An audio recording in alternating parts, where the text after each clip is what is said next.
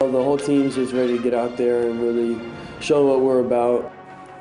We are just 30 minutes away from the Missouri State football home opener, and the Bears ready to run back into Plaster Stadium. They've been putting in the work all week in preparation for Kennesaw State, their opponents today. Good afternoon, everyone, and welcome to a special presentation of the Bear Up pregame. Thank you for spending part of your Saturday with us. I am Matt Vereen. At the top of the hour, Missouri State seeks its first win of the year in Week 3 as they open the home schedule with a doozy. The 6th-ranked Owls of Kennesaw State. Dan Lucy and Don West will have the call for today's broadcast right here on Z27. We'll check in with them in just a bit. Kennesaw comes into town with a 2-1 record, the lone loss coming in overtime against FBS Kent State. Meanwhile, the Bears, a much different story at 0-2 with losses to Northern Arizona and FBS Tulane. It's been a slow start that opened in Flagstaff, Arizona. The Bears came alive in the second half with 17 points, but too little too late as they fell to the Lumberjacks 37-23. They then made the trip to New Orleans to take on Tulane. Green Wave topping the Bears 58-6. Missouri State hasn't topped an FBS opponent since 1990. That did not change this year, and a very one-sided affair last Saturday. Here's a look at the game stats from both of those. First, Northern Arizona Lumberjacks win by 14. Neither team really running the ball well, but NAU's pass offense putting them over the top in Week 1. Week 2, a much larger chasm between the two sides. Tulane with more than double the first downs, nearly 6 times the rushing yards, and a whole lot more points, and a 58-6 victory over the Bears. Now, one of the big questions entering Week 3 lies in the Bear pocket. After 3 interceptions at Tulane, including a pick-6, doubts around senior quarterback Peyton Hueslig re-emerged from last year. The Andover, Kansas native threw for 16 interceptions last season. It was a major focus coming into the new year, and both he and head coach Dave Steckel called it an area of emphasis and improvement. Now heading into Week 3, Steck is critical of Hueslig's decision-making, but he is sticking to his quarterback. But let's not call out Peyton. Anybody loses that football, I'm going to be disappointed because it's all about the ball. I think what happens is you get in a situation like that and players press. Right? And this is my own personal opinion, not anybody else's, but I think Peyton tried to do something that wasn't his job, you know, and he was trying to make that play. And when you try to make that play, something doesn't happen that's right. So I think Peyton's so intelligent, he understands that, and he's learned from that, and now we're moving on. And yes, Peyton's our starting quarterback.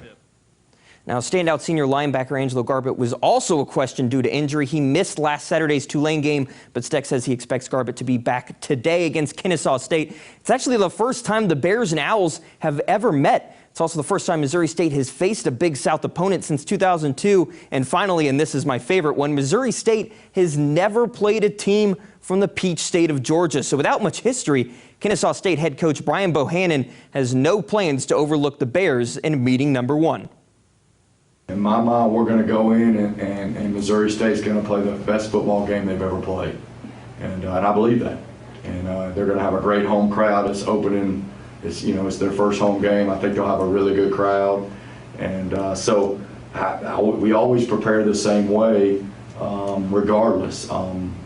We don't look at any opponent any different than any other opponent. They're all the same.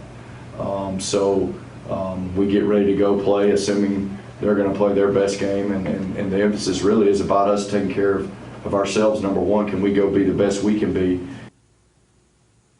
It's the second straight year the Bears have hosted a top 10 school, and they'll hope for a similar result. Missouri State beat number 9 Illinois State on a last-second blocked field goal last year, but these Owls bring something to plaster the Redbirds did not. The triple option. Last week, Kennesaw State ran the ball a whopping 64 times for 481 yards. In contrast, they threw the ball just 6 times. Bears head coach Dave Steckel says, while it won't be easy, forcing the Owls to throw is the key to topping a team like Kennesaw. It's not an Achilles heel unless you stop the run. And then I think what you have to do when you play teams like this, like back in my old days when we played the, I was able to play against the Navy and Army a couple times, Army only once, is when you get them in a situation where they have to throw the ball, they're not as adequate as running the football. So what we have to do is get them in third and long situations. We've got to create negative plays, and we have to get up in the football game so they have to throw the ball, and then that puts the advantage over to us. So the Bears are well aware of the opponent knocking on their doorstep, but it's only exciting them more for the 2 o'clock kickoff at Monday's weekly press conference. Players couldn't help but be pumped for the excitement of a big opponent melded with the excitement of the home opener. And it's an opener that's been a long time coming. Missouri State started with a road game, then a bye, and then another road game. Not an ideal starting schedule by any measure with the latest home opener since 2011. But that wait is over, and the Bears are itching to get out and plaster for the first time this season. Feels good to be back home. Been on the road the last 2 weeks, and can't wait to see everybody coming out for the first home game. Whenever I get the ball, it's like I gotta just go, and I can't wait for the defense. I gotta attack the defense every play.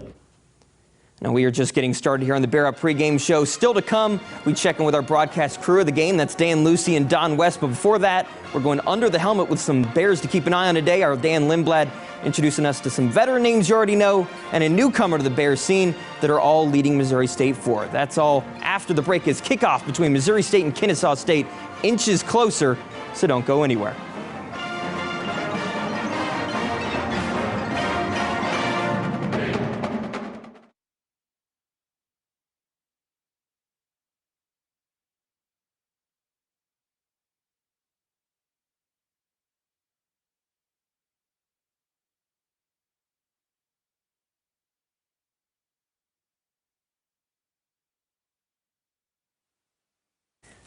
Because I pushed that chair out.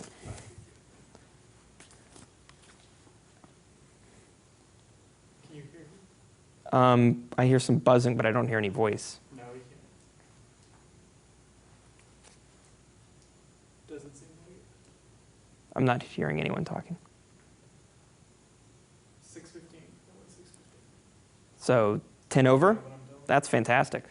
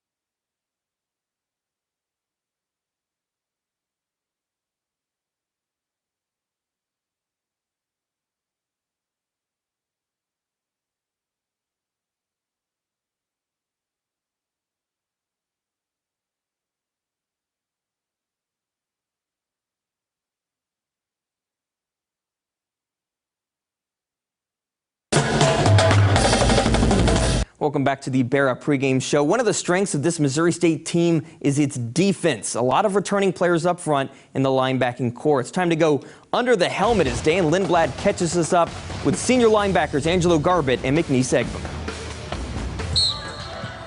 The Missouri State linebacking core is one of the most experienced groups on the field. Led by a pair of seniors, preseason all-conference selection McNeese Egbem and two-time All-MVC Angelo Garbett. Like for me, it's been more of just like leading by example, trying to go out there and show them that we're not going to lay down for anybody. We're going to come out and give it our all. Garbett transferred in from Iowa following his redshirt freshman season, instantly making an impact for the Bears, leading the team with 84 tackles, following it up with 99 in 2018. When you transfer in from a place, you got to kind of feel your way a little bit. And what you have to do is set your standard as a player first, and then when you start making plays like that, you can verbally talk to people and motivate people and, you know, carry the sword and say, follow me, and he's done that. A really good job of that. And he's wasted no time getting those numbers up already this season, getting 10 tackles in the season opener against Northern Arizona. Just our defense as a team, that's what we do. Everyone was flying around doing what we had to do. We just didn't come out on top that game. Toughness is a part of what makes number 8 one of the top linebackers in the Valley, but don't let that fool you. He's sure to have his share of fun as well. Everybody in there, we're just one unit.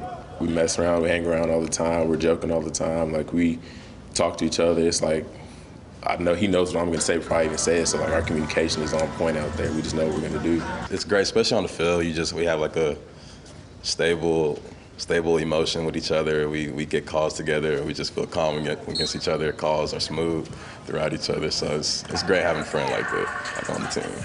1 year left with the Bear logo on the helmet.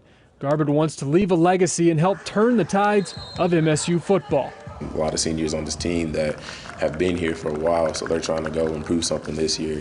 And we got a lot of kids that are learning that and learning that now that they're like, we got.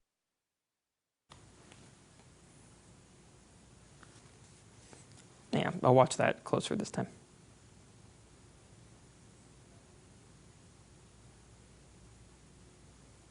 You have to start the whole block over, not just the page.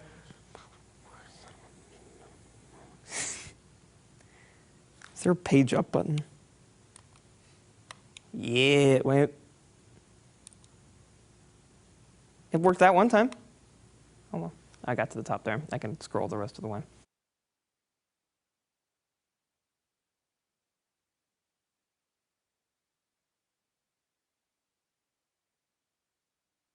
Me?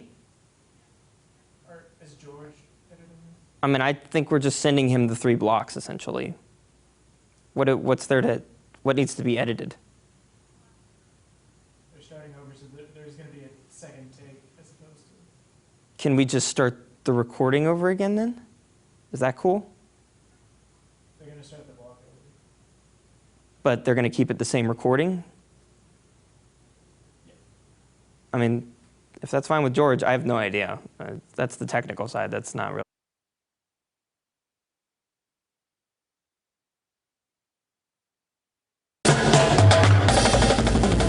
Welcome back to the Bear Up pregame show. One of the strengths of this Missouri State team is its defense. A lot of returning players up front and in the linebacking core. It's time to go under the helmet as Dan Lindblad catches us up with senior linebackers Angelo Garbett and McNeese Egbum. The Missouri State linebacking core is one of the most experienced groups on the field.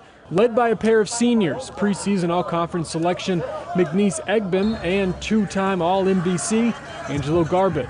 Like for me, it's been more of just like leading by example, trying to go out there and show them that we're not going to lay down for anybody. We're going to come out and give it our all. Garbett transferred in from Iowa following his redshirt freshman season, instantly making an impact for the Bears, leading the team with 84 tackles, following it up with 99 in 2018. When you transfer in from a place, you got to kind of feel your way a little bit. And what you have to do is set your standard as a player first, and then when you start making plays like that, you can verbally talk to people and motivate people and, you know, carry the sword and say, follow me, and he's done that. He's a really good job of that. And he's wasted no time getting those numbers up already this season, getting 10 tackles in the season opener against Northern Arizona. Just our defense as a team, that's what we do. Everyone was flying around doing what we had to do. We just didn't come out on top that game.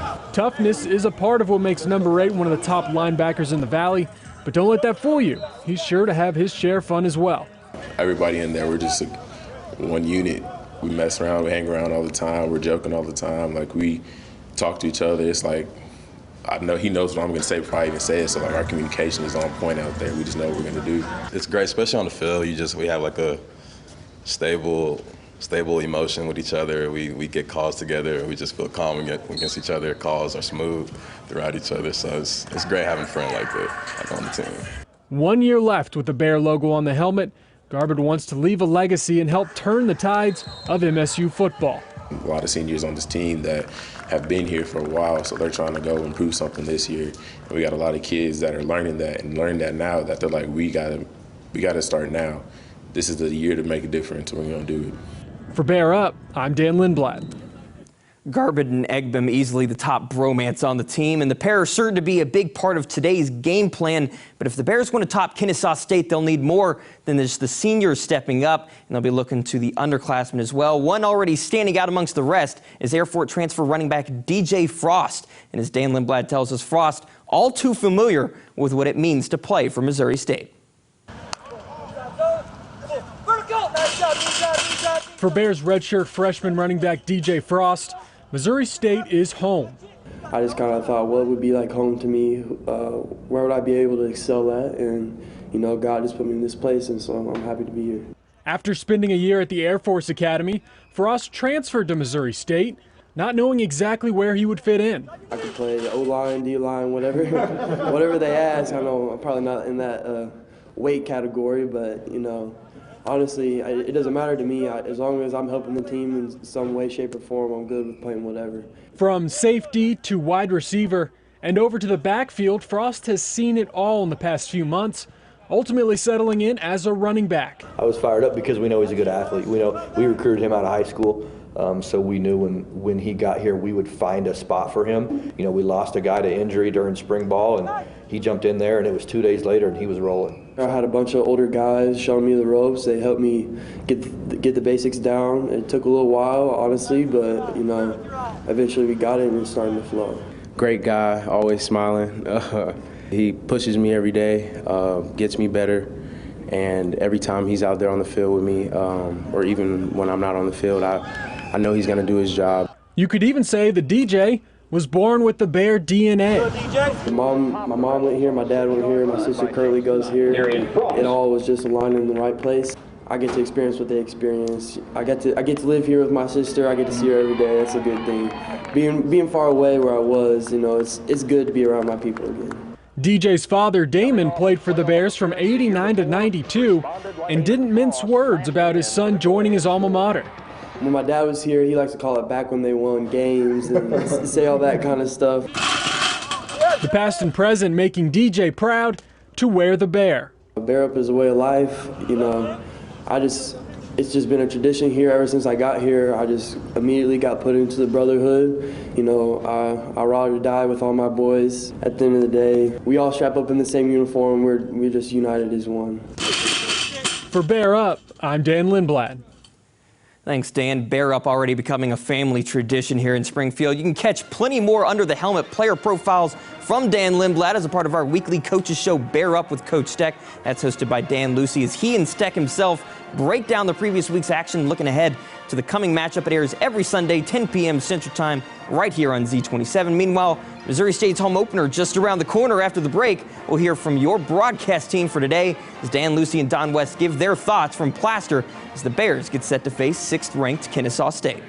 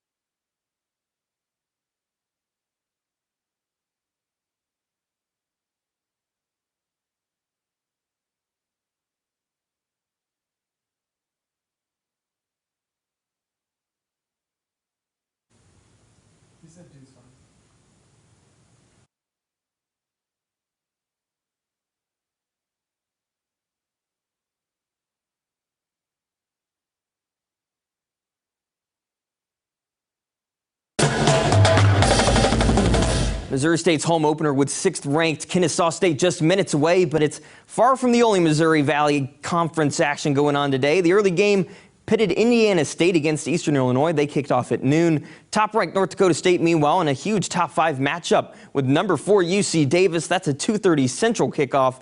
And at 3 o'clock, a pair of Valley games. 0-3 Western Illinois hosting 2-1 Tennessee Tech. And winless South Dakota hits the road to face winless Northern Colorado. And on the night slate, we open with a 4 o'clock kickoff as UNI hosts Idaho State. Then 2 games at 6 o'clock. 3rd-ranked Jackrabbits as South Dakota State hosting 1-2 Southern Utah.